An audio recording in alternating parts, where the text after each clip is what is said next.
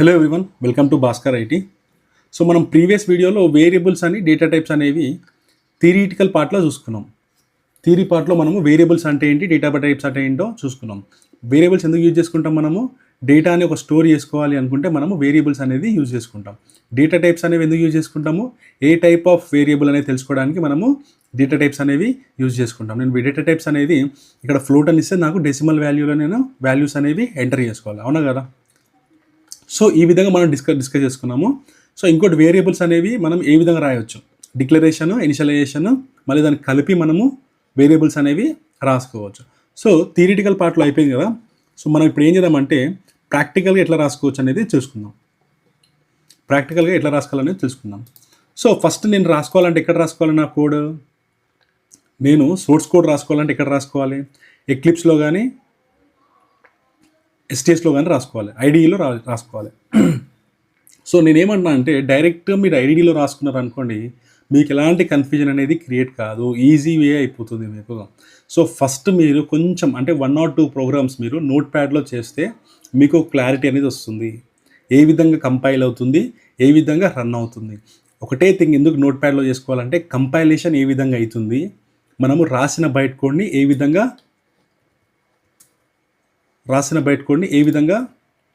Run చేస్తాం. So ఈ step ఏదైతే ఉందో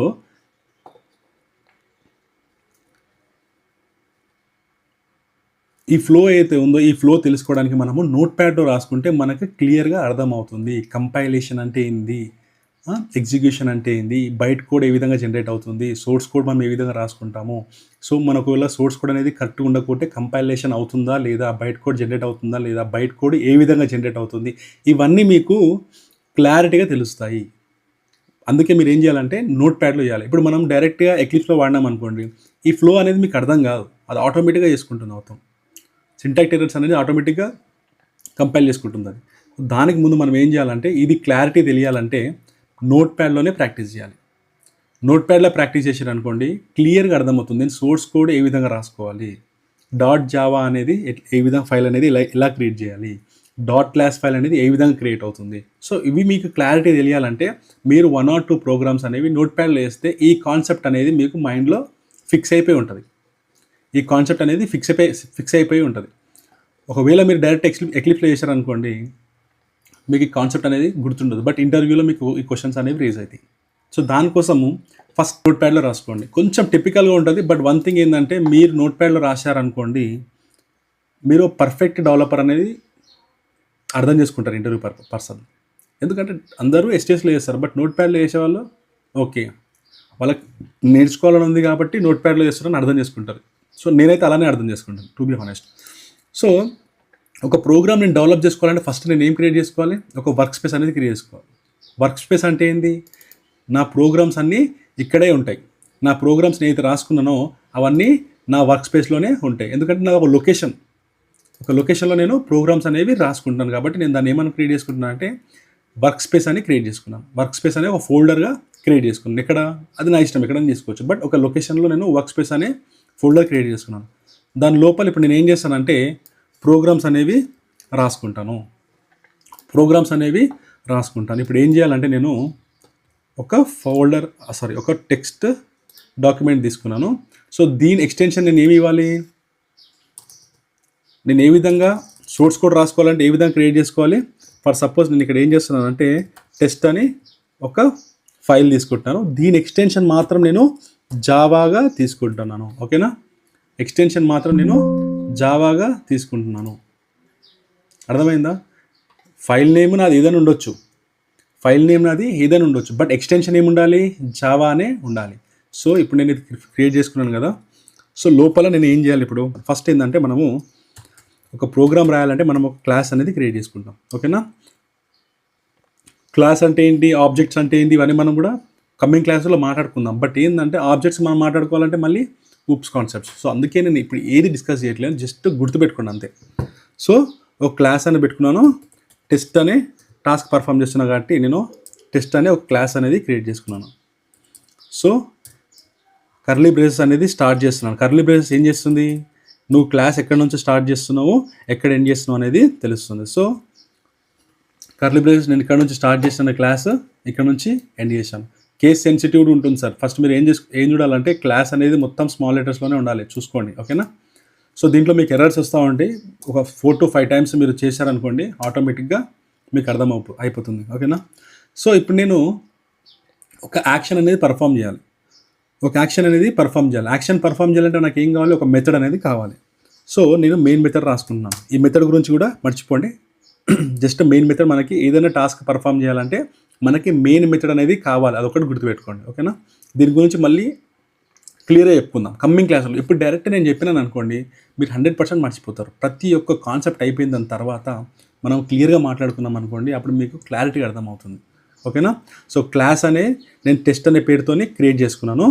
కర్లీ బ్రేసెస్ క్లాస్కి స్టార్ట్ చేశాను, ఎండ్ చేసుకున్నాను. సో దీని లోపల నేను ఒక యాక్షన్ అనేది పర్ఫామ్ చేయాలి కాబట్టి నాకు మెయిన్ మెథడ్ అంటే నేను ఎప్పుడైతే కంపైల్ చేస్తున్నానో అది డైరెక్ట్గా వెళ్ళి ఏం చెక్ చేస్తుంది అంటే మెయిన్ మెథడ్ ఎక్కడ ఉందని చెక్ చేస్తుంది. అంటే ఏదైనా కోడ్ నువ్వు ఎగ్జిక్యూట్ కావాలంటే మెయిన్ మెథడ్ నుంచి అవుతుంది. అది ఎందుకనేది మనం క్లారిటీ తర్వాత మాట్లాడుకుందాం. ఓకేనా? పబ్లిక్ స్టాటిక్ వాయిడ్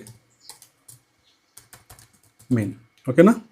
సో ప్రతి ఒక్కటి ఉన్న విధంగా రాసుకోండి. స్ట్రింగ్ 3 dots మాత్రమే ఉండాలి, ఆర్క్స్. ఓకేనా? సో ఈ మెథడ్కి నేను యాక్షన్ పర్ఫామ్ చేస్తున్నాను కాబట్టి ఈ మెథడ్ అనేది ఇక్కడ నుంచి స్టార్ట్ అవుతుంది, కొంచెం ఒక ప్లేస్ అనేది పెట్టుకోండి ఎండ్ అయ్యేది. ఓకేనా? సో మెథడ్ స్టార్టింగ్ ఎండింగ్ అనేది నేను వేసుకున్నాను. Method starting point ending point అనేది రాసుకున్నాను కదా. క్లాస్ స్టార్టింగ్ ఎండింగ్ పాయింట్ అనేది నేను వేసుకున్నాను. ఏ విధంగా? కర్లీ బ్రేసెస్ పెట్టుకొని. సో ఇప్పుడు నేను ఒక యాక్షన్ పర్ఫామ్ చేయాలంటే నాకు ఏం కావాలి? ఒక మెథడ్ కావాలి. ఇది మెయిన్ మెథడ్. ఇది బండగా గుర్తుపెట్టుకోండి. మనం తర్వాత వచ్చే కమ్మింగ్ క్లాస్లో మనం క్లియర్గా తెలుసుకుందాం. పబ్లిక్ అంటే ఏంటి, స్టాటిక్ అంటే ఏంటి, వాయిడ్ అంటే ఏంటి, మెయిన్ అంటే ఏంటి, స్ట్రింగ్ అంటే ఏంటి, ఆర్క్స్ అంటే ఏంటి, క్లారిటీగా మాట్లాడుకుందాం. ఓకేనా? ఇప్పుడు నేను చెప్పొచ్చు మీకు, కానీ మీకు అర్థం కాదు, చెప్పినా కానీ మర్చిపోతారు. సో అందుకే మీరు మెయిన్ మెథడ్ అనేది పక్కా ఉండాలని గుర్తుపెట్టుకోండి. ఇప్పుడు నేను ఎందుకు రాసుకున్నాను మెయిన్ మెథడ్ ఒక యాక్షన్ పర్ఫామ్ చేసుకోవడానికి రాసుకున్నాను. యాక్షన్ ఏం పర్ఫామ్ చేయాలి? ఇప్పుడు మనం ప్రీవియస్గా వేరియబుల్స్ కాన్సెప్ట్స్ డిస్కస్ చేసినాం కాబట్టి వేరియబుల్స్ గురించే మాట్లాడుకుందాం. సో ఫస్ట్ ఏం చేస్తాడు ఇక్కడ? వేరియబుల్ డిక్లరేషన్ అంటే ఏంటి? డేటా టైప్ ఏమి ఇద్దాం ఇక్కడ? ఏజ్ అని ఇద్దాం. నాకు ఏజ్ నేను ప్రింట్ చేయాలనుకున్నాను. So byte of age equals byte of age. ఇది డిక్లరేషన్ కదా. ఇది నేను డిక్లరేషన్ ఇచ్చాను కదా ఇక్కడ ఆల్రెడీ ప్రీవియస్ క్లాస్లో మనం ఇవి డిస్కస్ చేస్తున్నాను. ఇఫ్ ఇన్ కేస్ మీరు ప్రీవియస్ క్లాస్ వినలేదు అనుకోండి, సో దీనికన్నా ముందు క్లాస్ మీరు వింటే మీకు ఆటోమేటిక్గా అర్థమైపోతుంది. సో వేరియబుల్ డిక్లరేషన్ ఇక్కడ డిక్లేర్ చేశాను. సో దాని తర్వాత నేను ఏం చేయాలి? వేరియబుల్ ఇనిషియలైజేషన్ అంటే ఏంది? ఒక వాల్యూని నేను వేరియబుల్కి అసైన్ చేస్తున్నాను. అసైన్ అంటే ఒక వేరియబుల్కి నేను ఒక వాల్యూ అనేది ఇస్తున్నాను. సో వేరియబుల్ డిక్లరేషన్ అనేది అయిపోయింది, వేరియబుల్ ఇనిషియలైజేషన్ అనేది అయిపోయింది. సో ప్రీవియస్ క్లాస్లో మనము వేరియబుల్ దేనికి యూజ్ చేసుకుంటామని చెప్పాము? ఒక వాల్యూని మనం అసైన్ చేసుకోవడానికి వేరియబుల్ అనేది యూజ్ చేసుకుంటాం. ఇంకోటి ఏంది? ఆ వాల్యూని ప్రింట్ చేయాలనుకున్నా కానీ మనము వేరియబులే యూజ్ చేసుకుంటాం. వేరియబుల్ వేరియబుల్ని ఇక్కడ నేమ్ ఇచ్చాను, నేమ్ ఈక్వల్స్ టు భాస్కర్ అని ఇచ్చాను. భాస్కర్ ప్రింట్ చేయాలంటే ఏం చేయాలి? నేను వేరియబుల్ నేమ్తోనే నేను మళ్ళీ ప్రింట్ చేసుకోవాలి. ఇక్కడ చూడాలి, వేరియబుల్ నేమ్తోనే ప్రింట్ చేసుకోవాలి. సో ఇక్కడ నేను ఏం చేస్తున్నానంటే ప్రింట్ చేయాలంటే ఏదైనా మీరు ఏం యూజ్ చేసుకోవాలంటే ఈ లైన్ ఆఫ్ కమాండ్ అనేది మీరు రన్ చేయాలి. సిస్టమ్ ఎస్ క్యాపిటల్ ఉంటుంది, గుర్తుపెట్టుకోండి. system.out.print.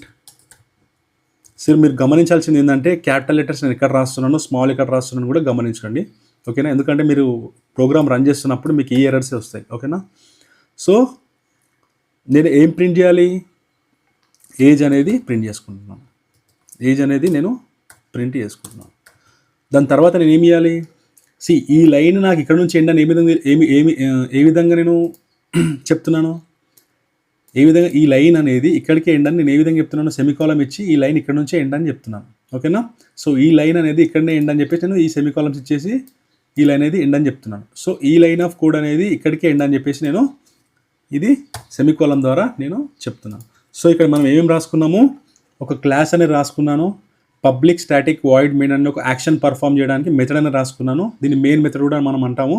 సో దీని లోపల నేను ఏం చేసినాను? వేరియబుల్ డిక్లరేషన్, వేరియబుల్ ఇనిషియలైజేషన్ అనేది ఇచ్చాను. ఓకేనా? సో మనం దేని గురించి మాట్లాడుకుంటాం? ఇప్పుడు ఇంటిగ్రల్ టైప్ గురించి మాట్లాడుకుంటాం. మనము మాట్లాడుకున్నాం. ఇంటిగ్రల్ టైప్లో వేరియబుల్ డిక్లరేషన్, వేరియబుల్ ఇనిషియలైజేషన్ గురించి మాట్లాడుకున్నాం. ఇంకోటి ఏంది, నువ్వు వాల్యూని ప్రింట్ చేయాలన్నా కానీ మనము వేరియబుల్ అనేది యూజ్ చేసుకుంటాం. ఓకేనా, వేరియబుల్ అనేది యూజ్ చేసుకుంటాం. ఏ టైప్ ఆఫ్ వేరియబుల్ అనేది తెలుసుకోవడానికి మనము డేటా టైప్స్ అనేవి యూజ్ చేసుకుంటాం. ఓకేనా, గట్ క్లారిటీ. సో ఇప్పుడు నేను ఏం చేస్తానంటే దీన్ని సేవ్ చేసుకుంటాను. నేను ఇక్కడ సేవ్ చేసుకుంటాను. ఎక్కడ సేవ్ చేసుకున్నాను నేను ఇది ప్రోగ్రాము? నా వర్క్ స్పేస్ అనేది నేను ఒకటి క్రియేట్ చేసుకున్నాను ఫోల్డర్. ఆ ఫోల్డర్ లోపల నేను .java అనే సోర్స్ కోడ్ రాసుకోవడానికి నేను ఒక ఫైల్ అనేది టెక్స్ట్ అనేది నేను క్రియేట్ చేసుకున్నాను. ఏ ఎక్స్టెన్షన్తో? .java ఎక్స్టెన్షన్తో. నేమ్ ఏది ఉండాలి? నేమ్ ఏదైనా ఉండొచ్చు. ఓకేనా, బట్ ఎక్స్టెన్షన్ మాత్రం .java అని ఉండాలి. ఇప్పుడు మనం మాట్లాడుకున్నాం కదా ప్రీవియస్గా, ఇప్పుడు నేను .java అనే సోర్స్ కోడ్ క్రియేట్ చేసుకున్నాను. ఇప్పుడు నాకు బైట్ కోడ్ క్రియేట్ కావాలి. దీన్ని మనము కంపైల్ చేయాలి. సో కంపైల్ చేయాలంటే మనం ఏం యూజ్ చేయాలి? కమాండ్ ప్రాంప్ట్కి వెళ్ళి జావాసి అని ప్రెస్ చేసి ఫైల్ నేమ్ ఏముంది మనకి? టెస్ట్ అని ఉంది, .java. ఓకేనా, సో ఈ విధంగా మనం కంపైల్ చేసుకుంటాం. సో ఏ విధంగా కంపైల్ చేసుకోవాలి మనము? ఏదైతే డైరెక్టరీలో అంటే ఏ లొకేషన్లో అయితే నీ ఫైల్ ఉందో ఆ లొకేషన్కి వెళ్ళి మీద ఇక్కడ మీరు cmd అని టైప్ చేస్తే కమాండ్ ప్రాంప్ట్ అనేది ఓపెన్ అవుతుంది. ఓకేనా, కమాండ్ ప్రాంప్ట్ ఓపెన్ అవుతున్నప్పుడు మనం ఏం చేయాలి? ఇప్పుడు సింపుల్ చూడండి, ఇక్కడ బైట్ కోడ్ అనేది జనరేట్ కాలేదు. ఓకేనా, ఇక్కడ చూసుకోండి, బైట్ కోడ్ పైన చూడండి మీరు, బైట్ కోడ్ అనేది జనరేట్ కాలేదు. బైట్ కోడ్ అంటే ఏంటి? .class ఫైల్ అనేది క్రియేట్ కాదు. ఎప్పుడు క్రియేట్ అవుతుంది? అది ఎప్పుడు క్రియేట్ అవుతుంది? వన్స్ నువ్వు కోడ్ కంపైల్ గానే ఆటోమేటిక్గా .class ఫైల్ అనేది క్రియేట్ అవుతుంది. ఓకేనా, సో కంపైల్ చేయాలంటే ఏం చేయాలి? నేను ఇక్కడ ఏం రాశాను? జావాసి ఫైల్ నేమ్ .java అని రాశాను. సో ఇక్కడ ఏం చేశాను? లొకేషన్ ఏది? నా లొకేషన్ ఏది? ఏదైతే లొకేషన్లో నేను కోడ్ రాసుకున్నానో ఆ లొకేషన్లోనే ఎక్కడుంది నా test.java అనే ఫైల్? ఎక్కడుంది? వర్క్ స్పేస్ లోపల ఉంది. డెస్క్టాప్లో వర్క్ స్పేస్ లోపల ఉంది. సో ఈ లొకేషన్కి వెళ్ళే మనము ప్రెస్ చేయాలి. ఏదో లొకేషన్కి వెళ్ళి నేను చేస్తా అంటే కంపైల్ కాదు. ఓకేనా, సో ఇక్కడ ఏం చేయాలి? నేను ఇప్పుడు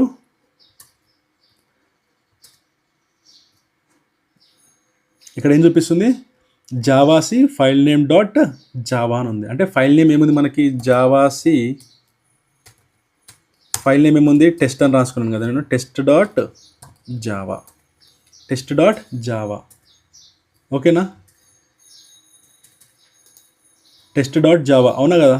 ఫైల్ నేమ్ అనేది ఇదే ఉంది. నేను జావాసి test.java అని రాసుకున్నాను. సో ఇప్పుడు నేను ఏం చేయాలి? కంపైల్ చేయొచ్చా? సో కంపైల్ చేశాను. కంపైల్ అయిందా? సో కంపైల్ కాగానే మీకు ఇక్కడ .class ఫైల్ అనేది ఆటోమేటిక్గా క్రియేట్ అయిపోయింది. సో .class ఫైల్లో మనకి ఏముంటుంది? బైట్ కోడ్ ఉంటుంది. బైట్ కోడ్ మనకు అర్థమవుతుందా? అర్థం కాదు. బైట్ కోడ్ మనకు అర్థం అవుతుందా? అర్థం కాదు. ఈ విధంగా ఉంటుంది బైట్ కోడ్. బైట్ కోడ్ అనేది మనకి అర్థం కాదు. ఓకేనా, క్లారిటీ వచ్చిందా? బైట్ కోడ్ అనేది మనకి అర్థం కాదు. సో .class ఫైల్ అనేది క్రియేట్ అయిపోయింది. సో దీని లోపల నేను ఏం రాశాను? ఏజ్ అనేది ప్రింట్ చేయని చెప్పేసి రాశాను. ఏజ్ అనేది ఉంది 30 అని ఉంది. 30 అనేది ప్రింట్ కావాలి అక్కడ. ఓకేనా, సో ఇక్కడ ఏం చేస్తున్నాను? మళ్ళీ నేను ఎగ్జిక్యూట్ చేయాలంటే ఏం చేయాలి? ఎగ్జిక్యూట్ చేయాలి అంటే నేను ఏం చేయాలి? జావా స్పేస్ ఫైల్ నేమ్ అనేది రాసుకోవాలి. జావా స్పేస్ ఫైల్ నేమ్ అనేది రాసుకోవాలి. జావా స్పేస్ ఫైల్ నేమ్ ఏముంది? టెస్ట్. వాల్యూ వచ్చిందా? 30 అనే వాల్యూ వచ్చిందా? నువ్వు రాసుకున్నావు, ఏజ్ ప్రింట్ చేయని వచ్చిందా 30 అనేది? సో కంపైల్ అయిపోయింది, మనకి ఎగ్జిక్యూషన్ కూడా అయిపోయింది, అవుట్పుట్ కూడా వచ్చేసింది. ఇది మీకు క్లియర్గా తెలియాలంటే నేను ప్రీవియస్ క్లాస్లో ప్రోగ్రామ్ ఎగ్జిక్యూషన్ ఫ్లో అని క్లియర్గా క్లాస్ చెప్పినాను దీని గురించి. మీరు ఒకవేళ మీకు ఐడియా రాకుంటే మీరు ఆ క్లాస్ వినేసేయండి. ఓకేనా, ఆ క్లాస్ విన్నారనుకోండి మీకు ఆటోమేటిక్గా అర్థమైపోతుంది. ఓకేనా, సో ఈ విధంగా కంపైల్ అవుతుంది. ఇప్పుడు నేను కోడ్ అనేది కొంచెం మిస్టేక్ చేసినాను. ఇక్కడ ఏం చేసినానంటే సెమికాలం అనేది నేను రాయలేను. సో ఇప్పుడు నా కోడ్ అనేది కంపైల్ అవుతుందా? సో కంపైల్ అవుతుందా అంటే నేను ఫస్ట్ ఆల్రెడీ కంపైల్ అయిన దాన్ని డిలీట్ చేసేసుకుంటాను. ఓకేనా. సో నెక్స్ట్ ఏం చేస్తాను, ఇప్పుడు నేను కోడ్ అనేది రాసుకున్నాను బట్ సెమికాలన్స్ నేను ఇవ్వలేదు. ఇప్పుడు దీన్ని కంపైల్ చేయాలి. జావాసి టెస్ట్ డాట్ జావా సి ఏమని చెప్తున్నాడు, సెమికాలం అనేది నువ్వు ఇవ్వలేదు అని చెప్తున్నాడు. అంటే ఏం చేస్తుంది ఇంటర్నల్గా కంపైలర్ ఏం చేస్తుంది, నువ్వు రాసిన కోడ్ ప్రాపర్గా ఉందా లేదా అనేది చెక్ చేసుకొని దాని తర్వాత దాన్ని కంపైల్ చేస్తుంది. ఇఫ్ ఇన్ కేస్ కరెక్ట్ లేదంటే నీకు ఎర్రర్ షో చేస్తుంది. ఓకేనా. సో నేను ఇక్కడ మళ్ళీ ఏం చేయాలి, సెమికాలం పెట్టేసుకొని మళ్ళీ ఉన్న ఫైల్ని సేవ్ చేసుకోవాలి. సేవ్ చేసుకొని దాని తర్వాత మళ్ళీ నేను ఏం చేయాలి, కంపైల్ చేసుకోవాలి.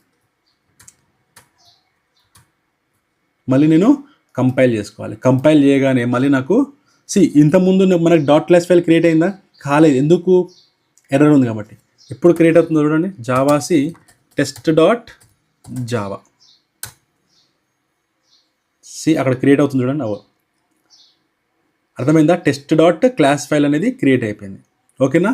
సో మనం ఏం చేసాం ఇక్కడ, ఇంటీజర్ డేటా టైప్ అనేది ఏ విధంగా రాసుకోవాలనేది చూసాం. సో దాంట్లో డిక్లరేషన్ ఇచ్చాము, ఇనిషియలైజేషన్ అనేది ఇచ్చాము. ఓకేనా.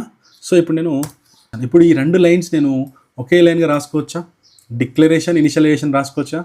ప్రీవియస్గా మనం మాట్లాడాం కదా, డిక్లరేషన్ ఇనిషియలైజేషన్ అనేది ఒకే లైన్లో రాసుకోవచ్చా. ఇక్కడ మాట్లాడుకున్నాం కదా, డిక్లరేషన్ ఇనిషియలైజేషన్ అనేది వన్ సింగిల్ లైన్లో మనం రాసుకోవచ్చు. సో ఇప్పుడు నేను ఏం చేస్తానంటే ఇదే కోడ్లో byte age equals to some 30 అని రాసుకుంది, 45 రాసుకో. ఎందుకంటే మన ప్రీవియస్ కోడ్ మీరు కన్ఫ్యూజ్ కావద్దు కాబట్టి 45 అని రాసుకుంది. ఓకేనా. సో అదే నేను ఇక్కడ ప్రింట్ చేస్తున్నాను. ఈ కోడ్ రాస్తున్నప్పుడు ఇది మనం రాసుకున్నప్పుడు నోట్ప్యాడ్లో మీరు ఈ క్లాస్ ఫైల్ అంటే ఏదైతే మనం కోడ్ రాస్తున్నామో దాంట్లో మనకి 2 క్యాపిటల్ లెటర్స్ ఉంటాయి. ఇక్కడ చూసుకోండి, ఎస్ అనేది ఇక్కడ క్యాపిటల్ ఉంటుంది, ఇక్కడ క్యాపిటల్ ఉంటుంది. ఈ 3 డాట్స్ అనేవి చూసుకోండి. ఓపెన్ అంటే మీకు ఆల్రెడీ మీరు కంపైల్ చేస్తున్నప్పుడు మీకు ఆటోమేటిక్గా ఎర్రర్ చూపిస్తుంది. బట్ ఏంటంటే ఎక్కువ రాకుండా చూసుకోండి. ఎక్కువ సేమ్ అవుతుందంటే మీకు కొంచెం కన్ఫ్యూజ్ అవుతారు. సో దాంట్లో కొంచెం చూసుకోండి. సో అర్థమైందా. ఇప్పుడు మనం ఏం చేసాను అంటే డిక్లరేషన్ ఇనిషియలైజేషన్ అనేది వన్ సింగిల్ లైన్లో రాసుకున్నాను. ఓకేనా. సో మీరు డిఫరెంట్ టాస్క్ పర్ఫామ్ చేయొచ్చు దీంట్లో. ఓకేనా. డిఫరెంట్ టాస్క్స్ అనేది పర్ఫామ్ చేయొచ్చు. జావాసి మళ్ళీ టెస్ట్ డాట్ జావా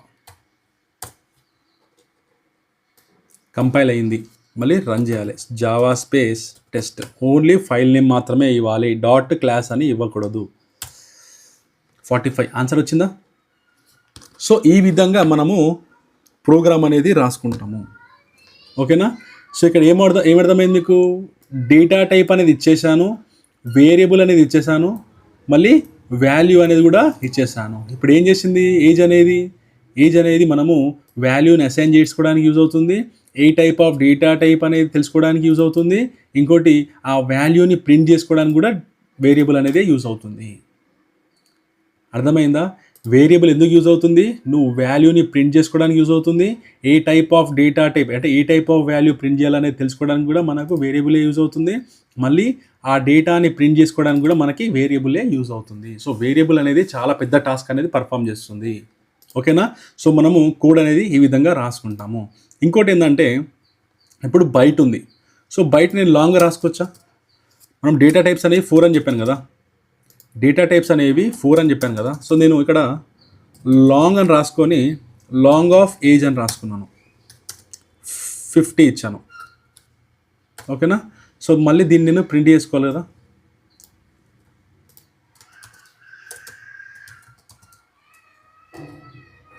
ఓకేనా. సో ఏజ్ అని ఇచ్చాను. ఇప్పుడు ఏజ్ అని ఇచ్చిన దాని తర్వాత నేను లాంగ్ డేటా టైప్ అంటే ఏంటి, చాలా పెద్దది. లాంగ్ డేటా టైప్ అనేది మెమరీ అనే ఎలొకేషన్ అనేది చాలా పెద్దగా ఉంటుంది. అంటే అకౌంట్ నెంబర్స్ కానీ మనం క్రెడిట్ కార్డ్స్ నెంబర్స్ కానీ లాంగ్ అనే డేటా టైప్ వాడతాం. సో ఇప్పుడు ఇది ప్రింట్ అవుతుందా, 100% అవుతుంది. ఎందుకంటే ఆటోమేటిక్గా అది అలౌ చేస్తుంది కాబట్టి. ఓకేనా. సో ఇక్కడ నేను ఏం చేస్తానంటే దీన్ని మళ్ళీ కంపైల్ చేసి రన్ చేస్తాను. మీరు జావాసి టెస్ట్ డాట్ జావా ఎర్రర్ అనేది వచ్చింది. ఎందుకు వచ్చింది ఎర్రర్? ఇవన్నీ మనం చూసుకోవాలి. ఎర్రర్ ఏజ్ అనేది వచ్చింది. ఎందుకు?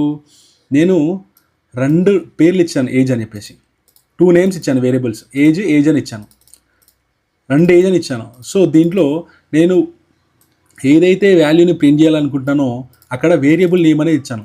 సో వేరియబుల్ నేమ్ ఇచ్చినాక నేను ఏ ఏజ్ని ప్రింట్ చేయాలనేది అది కన్ఫ్యూజ్ అవుతుంది. ఏజ్ అనేది 2 వేరియబుల్స్ ఉన్నాయి. సో ఏజ్ వేరియబుల్స్ నేను ప్రింట్ చేయాలి.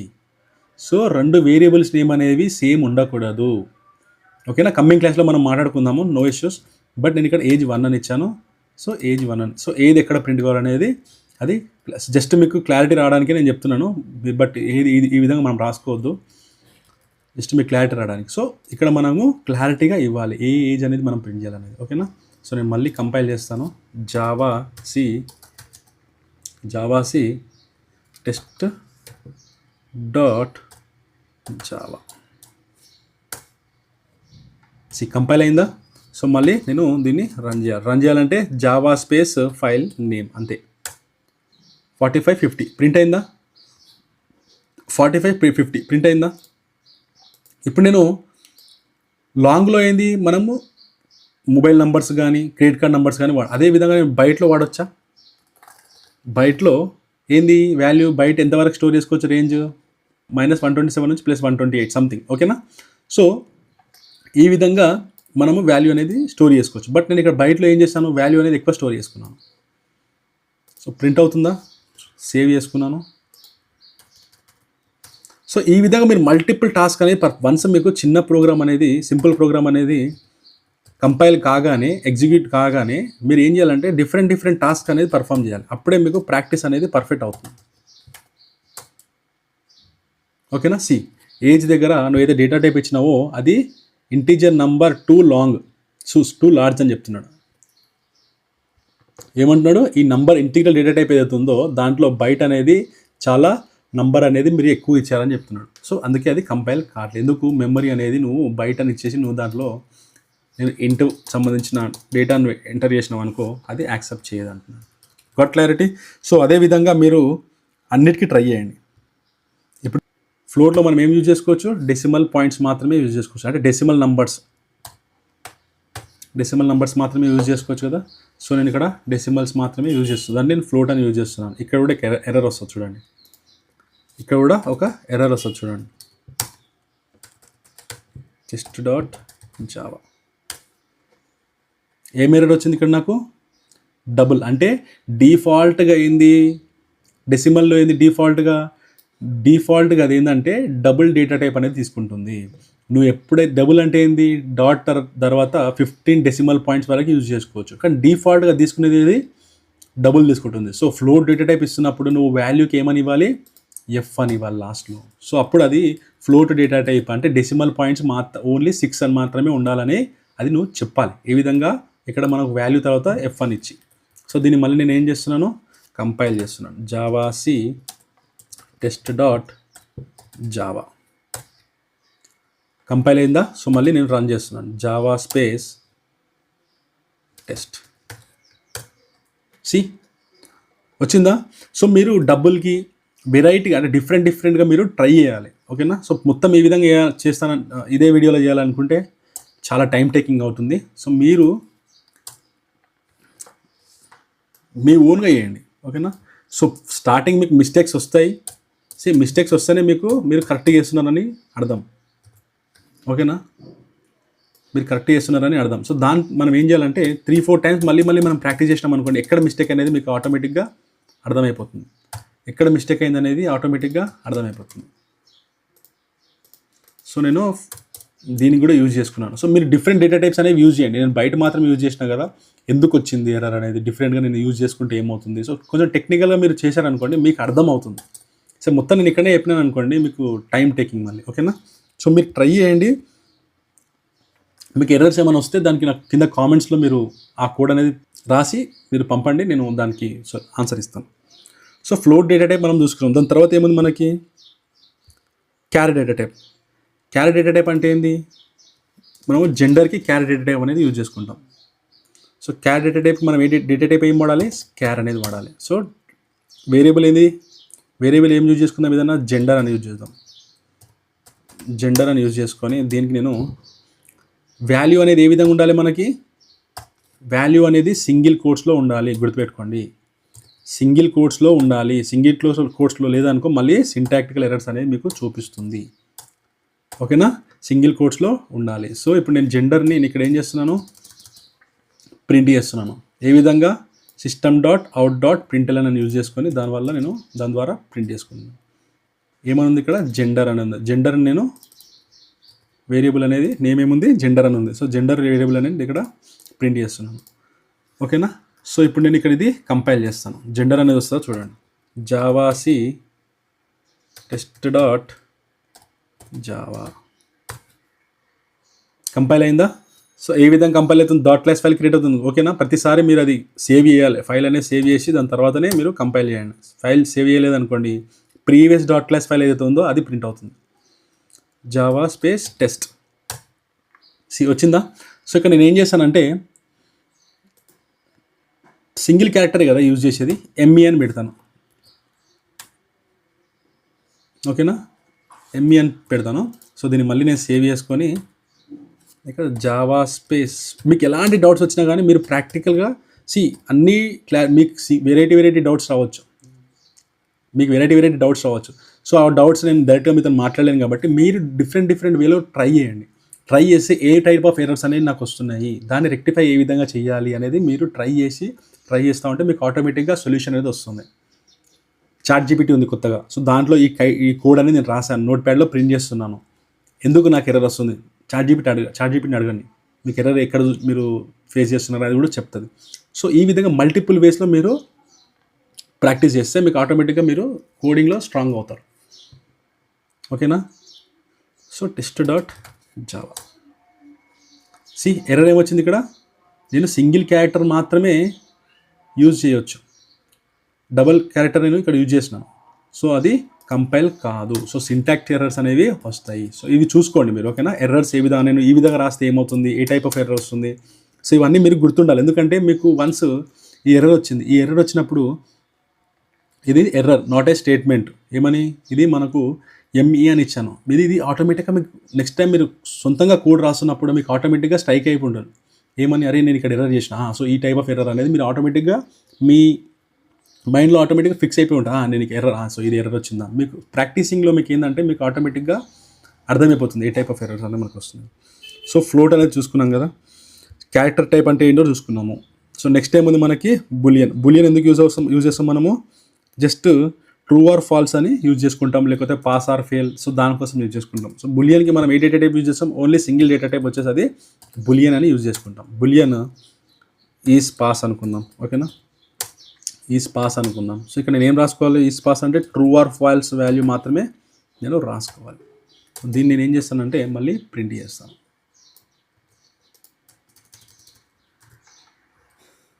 ఇక్కడ నేను ఏం ప్రింట్ చేయాలి, ఈజ్ పాస్ అనే వేరియబుల్ నేమ్తో నేను ప్రింట్ చేయాలి. సో గుర్తుపెట్టుకోండి, ఇక్కడ నేను యాక్షన్ పర్ఫామ్ చేసిన కాబట్టి ఇక్కడ నుంచి ఇక్కడ వరకు మెథడ్ యాక్షన్స్ పర్ఫామ్ చేస్తుంది. సో దీని బయట నేను రాసినాను అనుకోండి, అది పర్ఫామ్ చేయదు, ఎర్రర్ అనేది వస్తుంది. సో ఇలాంటివి కూడా మీరు ట్రై చేయండి. ఓకేనా, సో అన్నీ నేను ఇక్కడ ట్రై చేసినాను అనుకోండి, వీడియో అనేది చాలా లెందీ అయిపోతుంది, బోరింగ్ కూడా అవుతుంది. సో మీరు ట్రై చేయండి మీ చేతులతో. ఓకేనా, సో యాక్షన్ ఇక్కడ నేను మెథడ్ అనేది యాక్షన్ ఇక్కడ నుంచి పర్ఫామ్ చేస్తాను, ఇక్కడ నుంచి నేను కొంచెం యాక్షన్ పర్ఫామ్ చేయాలంటే ఒక మెథడ్ రాసుకున్నాను, దాని లోపల నేను యాక్షన్ పర్ఫామ్ చేసినాను డేటా టైప్స్ది. ఓకేనా, సో ఈ విధంగా మనం రాసుకోవచ్చు. క్లాస్ అనేది ఈ విధంగా రాసుకున్నాను. సో ట్రై చేయండి. ఫస్ట్ టైం అయితే మీకు మ్యాక్సిమం 99% మీకు ఫస్ట్ టైం అయితే మీకు కంపైల్ కాదు, నేను చెప్తున్నా. ఫస్ట్ టైం మీరు ప్రాక్టీస్ చేసుకున్నాను అనుకోండి, కంపైల్ కాదు. మీరు 2-3 టైమ్స్ ప్రాక్టీస్ చేయాలి. చూడండి మళ్ళీ నేను ఏ విధంగా చేసినాను, స్పెల్లింగ్ మిస్టేక్స్ ఏమైనా ఉన్నాయో అవి చూసుకోండి. స్టాటిక్కి టీ ఒక దగ్గర వచ్చేస్తుంది, ఏ ఒక దగ్గర వస్తుంది చాలామందికి. సో ఇవన్నీ చూసుకోండి. స్పెల్లింగ్ మిస్టేక్స్ కూడా రావడం వల్ల మీకు కోడ్ కూడా కంపైల్ కాదు. ఇక్కడ నేను వాయిడ్ దగ్గర నేను ఏదో ఇస్తా అంటే యాక్సెప్ట్ చేయదు. ఒక సింటాక్స్ అనేది అది ఫాలో చేస్తుంది. ఆ సింటాక్స్ ప్రకారంగానే నువ్వు కోడ్ రాయాలి. ఎక్కడ పడితే అక్కడ రాస్తా అంటే అది కంపైల్ చేయలేదు. ఇప్పుడు నేను వచ్చేసి ఇక్కడ ఏదో రాసి నేను దీన్ని కంపైల్ చేస్తాను. జావాసి test.java